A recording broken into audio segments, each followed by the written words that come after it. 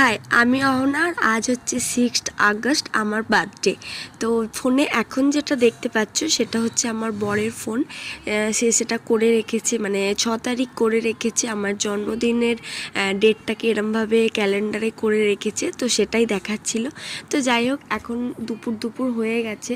সকাল থেকে কোনো ভিডিও ক্লিপস নেওয়া হয়নি, কারণ প্রচুর ফোন করছিল ফ্যামিলি থেকে, যে হ্যাপি বার্থডে উইশ করছিল। এইসব করেই প্রায় আধবেলা কেটে গেছে।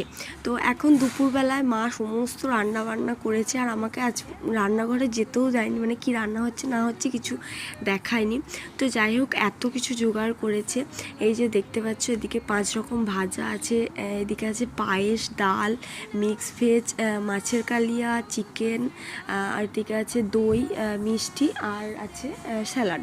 তো তা প্রথমেই মা আমাকে পায়েস খাইয়ে দিল, আশীর্বাদ করে পায়েস খাইয়ে দিল।